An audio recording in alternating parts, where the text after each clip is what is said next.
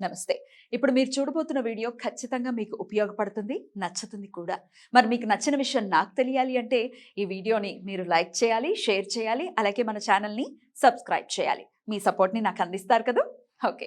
ఇప్పుడు వీడియోని స్టార్ట్ చేద్దాం. నమస్తే. Welcome to our channel. నేను పద్మిని. ప్రస్తుతం మనతో పాటు ఆస్ట్రాలజర్ అవినాష్ దాస్ ఉన్నారు. మాట్లాడదాం. అవినాష్ గారు నమస్తే అండి. నమస్కారం అండి. అవినాష్ గారు, మన పూర్వీకులు సంపాదించి పెట్టినటువంటి ఆస్తుల్ని చాలా చక్కగా ఎంజాయ్ చేస్తూ ఉంటాం.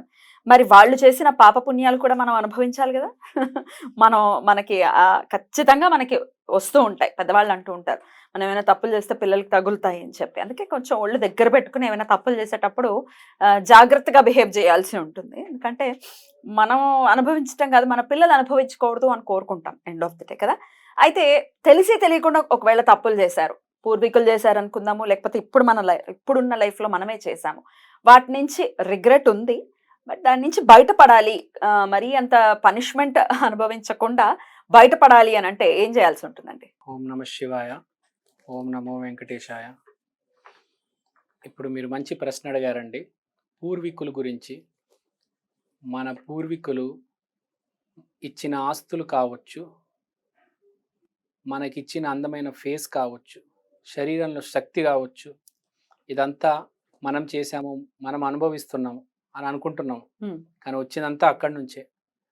కానీ కొన్ని మాట్లాడుకోలేనివి ఏంటంటే, వాళ్ళు చేసిన తప్పులు కూడా కొన్ని మనం అనుభవిస్తూ ఉంటాం. ఖచ్చితంగా. మంచి అనుభవించినప్పుడు చెడు కూడా తీసుకోవాలి. చెడు కూడా తీసుకోవాలి. మీరు చెప్పిన 100% కరెక్ట్. ఇప్పుడు మీరే ఉన్నారు, ఇంత అందంగా ఉన్నారు. మీ పేరెంట్స్, మీ గ్రాండ్ పేరెంట్స్, వాళ్ళ గ్రాండ్ పేరెంట్స్, అట్లా పితృదేవతలు చాలామంది ఉంటారు. చాలామందికి లీనియేజ్ ఉంటుంది, చాలా పెద్ద లీనియేజ్ ఉంటుంది. తరం తర్వాత తరం, తరం తర్వాత తరం, తరం తర్వాత తరం. కొన్నిసార్లు ఏం జరుగుతుందంటే, అసలు నాకు ఈ కోరిక నెరవేరితే, మన పూర్వీకుల్లోనే నాకు ఈ కోరిక నెరవేరితే నేను 108 ప్రదక్షిణాలు చేస్తా, నేను ఒక 1000 రూపాయలు పంచేస్తా. మన వాళ్ళు ఏం చేస్తారంటే, అలాంటప్పుడు కోరిక తీరిపోతుంది, అది చేయరు, ఇంకా మొక్కుని మర్చిపోతుంటారు చాలా మంది. అవి వచ్చి మన మీద పడుతూ ఉంటాయి, అవి బ్లాకేజెస్గా పడుతూ ఉంటాయి. అతను అక్కడ అనుభవిస్తాడు, కానీ ఆ బ్లాకేజ్ మనకు పడదు. అంటే ప్లస్ ఉంది, మైనస్ ఉంది. ఇప్పుడు మనం పూర్వీకులతో కనెక్ట్ అవ్వాలి, పూర్వీకుల కోసం మనం దానం చేయాలి. పూర్వీకులు అంటే grand parents and so on. అంటే రాహు గ్రహం, మన బేసికల్గా మన జాతకం రాహు అంటే గ్రాండ్ పేరెంట్స్. అవునా? గ్రాండ్ మదర్ బేసికల్గా Rahu female and grand parents కాబట్టి గ్రాండ్ మదర్ బేసికల్గా. అండ్ సో లీనియేజెస్, మన బీజమే రాహు కదా బేసిక్గా, మన తరతరాలే రాహు నుంచి వస్తాయి. సో ఇప్పుడు మనము రాహు గ్రహాన్ని ఈ పీడిస్తుంది కాబట్టి దీని సొల్యూషన్ ఏంటి? రాహు దగ్గర నుంచే సొల్యూషన్ తీసుకుంటాం. రాహు అంటే కొబ్బరికాయ, రాహు అంటే గ్రహించే శక్తి, అందుకని గ్రహణం అంటారు. ఇప్పుడు కొబ్బరికాయ చూడండి, దాని చుట్టుపక్కల ఉన్న అట్మాస్ఫియర్ నుంచి మాయిశ్చర్ లాగేసుకొని లోపలికి నీళ్ళు.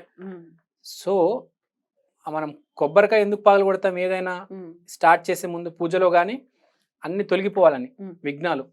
కరెక్ట్.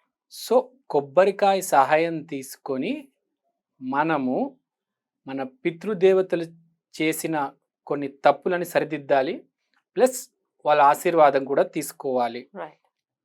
కానీ ఏ రోజు పడితే ఆ రోజు మనము ఈ చిట్కా చేయలేం. చెప్పేటటువంటిదా? అవును, ఇదా ఆల్రెడీ కొబ్బరికాయ. ఈ కొబ్బరికాయ చిట్కా ఏదైతే చెప్పబోతున్నానో, ఇది ఇది చాలా పెద్ద రెమెడీ యాక్చువల్గా. తరతరాల నుంచి వచ్చే బ్లాకేజ్ కాబట్టి చాలా జాగ్రత్తగా చేయాలి. సంవత్సరానికి ఒక రోజే ఉంటుంది ఇది. అమావాస్య బుధవారం రోజు వచ్చిన రోజు ఇది చేయాలి.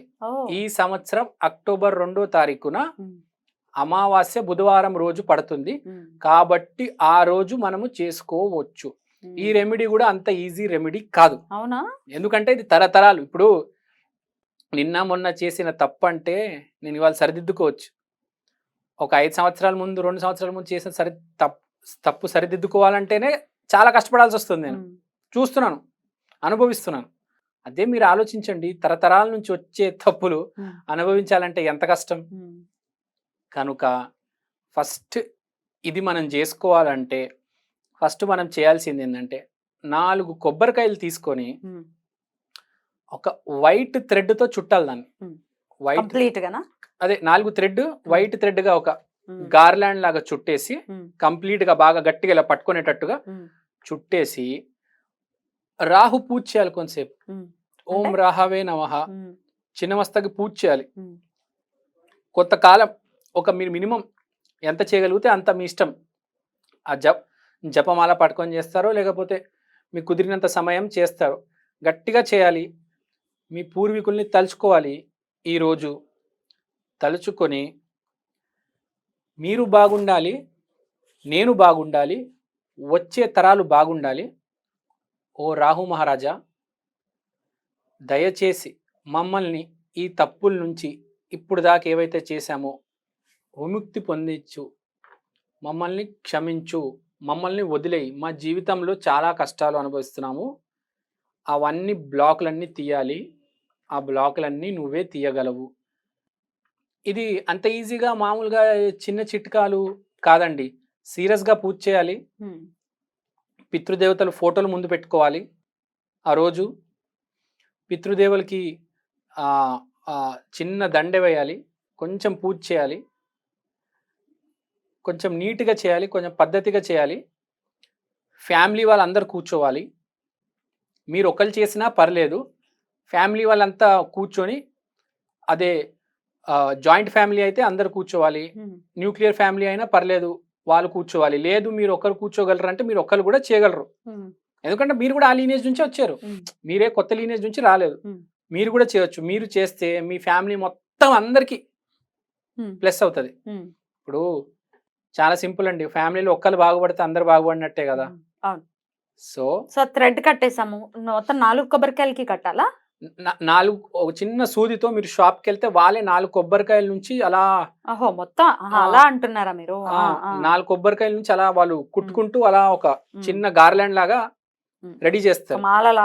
ఒక మాల లాగా రెడీ చేస్తారు.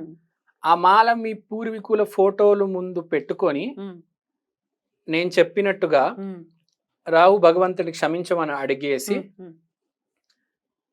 మీ పూర్వీకుల ఆశీర్వాదాలు తీసుకొని మీ వచ్చే తరాలను మీరు బ్లెస్ చేస్తూ ఈ రెమెడీ చేయాలి. ఈ రెమెడీ ఎలా చేస్తారంటే నేను చెప్పినట్టు అక్టోబర్ 2వ తారీఖు మీ దగ్గర ఉన్న పంచాంగాల్లో మీరు చూసుకోవచ్చు. అమావాస్య బుధవారం రోజు, ఏ రోజు వస్తే ఆ రోజు వెళ్ళాలి. నెక్స్ట్ ఇయర్ చూసారు ఇది, ఒకవేళ ఈ episode say for example next year చూసినప్పుడు బుధవారం రోజు అమావాస్య వచ్చినప్పుడు ఈ రెమెడీ చేసుకోవచ్చు. సంవత్సరానికి ఒకసారి లేకపోతే రెండోసారి వస్తుంది. ఈసారి అయితే ఇప్పుడు అక్టోబర్ 2వ తారీఖున వస్తుంది. ఇది ఏం చేయాలంటే 4 కొబ్బరికాయలు తీసుకెళ్లి నది లేకపోతే సముద్రంలో వేయాలి. ఇప్పుడు హైదరాబాద్ లో దగ్గరలో నది ఎక్కడ లేదు కాబట్టి మనకు విజయవాడ అయితే బెటర్. విజయవాడ, నల్గొండలో కూడా ఉంది. నల్గొండ జోగులాంబ ఉంది. విజయవాడ అయితే బెటర్. ఎందుకంటే కనకదుర్గ ఆశీస్సులు కూడా ఉన్నాయి అక్కడ. ఫ్లోయింగ్ వాటర్ లో మీరు దీన్ని పడేయాలి. ఎప్పుడు పడేస్తారు? సన్సెట్ అయిన తర్వాత పడేయాలి. అంటే సూర్యాస్తమయం అయిన తర్వాత పడేయాలి. కరెక్ట్. అమావాస్య రోజు చేసాము, నెక్స్ట్ డే పడేయచ్చా? లేదు, అమావాస్య రోజే బుధవారం రోజు సూర్యాస్తమం తర్వాత పడేయాలి. 6:37కి ఎంతో సూర్యమాస్తం అవుతుంది. ఇంకా చీకటి పడిందంటే ఇంకా మీరు వెళ్ళి డైరెక్ట్ ఇది వేసేసి ఐఎమ్ సారీ 4 weeks లో రావచ్చు, 4 months లో రావచ్చు, 4 years లో రావచ్చు, కానీ వచ్చి తీరుతుంది. తొందరగా వస్తే చిన్న ఇంపాక్ట్, లేట్గా వస్తే పెద్ద ఇంపాక్ట్. వెయిట్ చేయాలి అయితే. రైట్, చాలా బ్యూటిఫుల్ గా మాకు ఎక్స్ప్లెయిన్ చేశారు. Thank you so much Avinash గారు. నమస్తే.